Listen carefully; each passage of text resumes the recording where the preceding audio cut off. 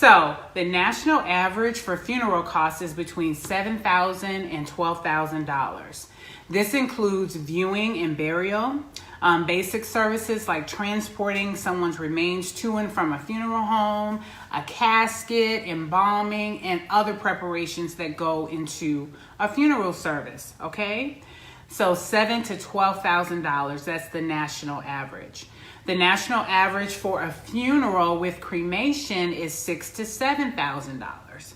Now, of course, that does not include like a cemetery or a monument or a marker, because in this case, you don't need a casket. Cremation, the cost of that, we'll talk about that separately. But typically, even if you have someone cremated, you still have a funeral service around that. So that's why that number is still that high, okay? Because you're still having to go to a church, you're still using a funeral service, you're still having to have a repast and all of those kinds of things, okay? Or most people do those kinds of things, okay? So even with cremation, that's why the cost is still so high. And no matter what you do, whether you have a casket or not, a cremation or not, that's a big chunk of money. And sometimes you have to come up with that suddenly. That's why it should be a part of your overall financial plan, okay? All right, so let's talk about this a little bit more, okay? Let's talk about burial or cremation. That is a choice that you and your family will have to make. Cremation is more affordable, like I said, because you don't have to purchase a casket. Caskets by themselves, caskets alone, run anywhere from $800 to like $10,000, depending on the material and the style of the casket. All right, that is a lot of money. So you have to determine what material, what style you're going to use, all of that. Now, I don't know if you remember, if those of you who watched the Whitney Houston funeral years ago, well, I watched that funeral, and I know this is probably a weird thing to say, but that was the most beautiful casket I've ever seen in my life.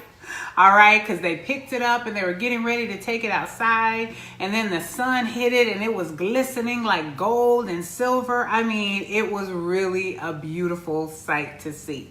Okay, so I know that casket probably cost more than $10,000. All right. Now, if you don't have those funds, you can make the decision, you know, what you're going to purchase. Is it going to be a wood casket? Is it going to be a metal casket? You can make those decisions. And I know my husband, he and his brother, they actually made their father's casket. So if you have the ability to do something that, or the wherewithal, you can do something like that. I know when my maternal grandfather died, I was not there, but my family told me that the hole that they dug for the burial was not big enough. And so family members put on their overalls, they jumped down there and they dug that hole to make sure that the casket got in. So these are things that you actually have to talk about. And the point that I'm just trying to make here is that caskets could cost a variety of has a variety of prices, but you have to make sure that you do what's right for you and for your family, okay? You have to decide, do you have the ability to pay for one of those higher end ones? Are you gonna make your own? Now, if many people don't have the wherewithal or the desire to do that. And if you don't, you want to make sure that you have enough coverage, because remember, this is in the overall conversation about life insurance. You want to make sure that you have enough coverage to cover all of those costs. Because yeah, you can get burial insurance and you can do all of those different things. There's all types of different policies that you can get. But what I would suggest is just to have enough life insurance coverage that's going to cover all of that, and then you don't have to worry about separate policies, okay?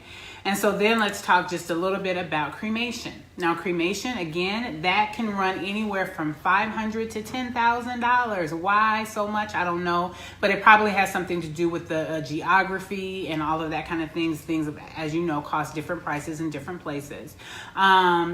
And so these ranges are large because it truly depends on what you need and what you're asking for. So again, you and your family should talk about what you need. Now, I'll just give you some examples of what me and my siblings did when it was related to my parents. So both of my parents were cremated. Okay, and for my mom, we did have a funeral for her. full funeral service. And what we did is we rented a casket so that she could be there at the funeral service and people could do a final viewing. But then, again, we just rented it. We did not pay for the casket. And later she was cremated. Okay. So there was some, gosh, it's so weird to talk about it like this, but there was some savings in that. That she was cremated and we didn't pay the full cost of a casket, if that makes sense. And then there's just so many costs that can be added. Remember, you gotta feed people if you're gonna have a repast, all of those kinds of things. So again, you wanna have the money to be able to take care of all that. If you, for like my dad's funeral, we actually did the cremation before the funeral. So we did allow his body to stay at the funeral home, and people were able to come there and do viewings and things like that. There just wasn't a viewing at the church, all right? But we still had costs associated with that funeral, even though the cremation happened before. We didn't have to pay the cost of them transporting the body to the church and all of that kind of stuff. Again, you have to decide what you want. Do you need a $10,000 casket? Can you afford a $10,000 casket? Do you and your family need, every flower that they have known to man? Because there's a lot of beautiful arrangements out there. You have to decide how you're going to fund this, okay? And then what I would say is get the life insurance and then make a decision. So again, you're making a decision about life insurance, right? And how that's going to benefit the family after you leave. And just make sure you allot a chunk of that for the funeral and the burial services, okay?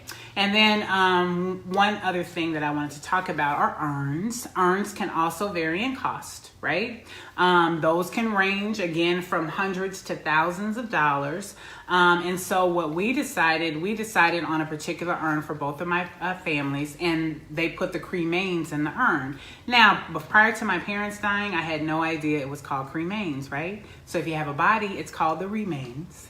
If the body is cremated, it's called the cremains. And so people choose to put the cremains in a variety of places. People choose to, sprinkle the cremains over the ocean and all of that kind of stuff.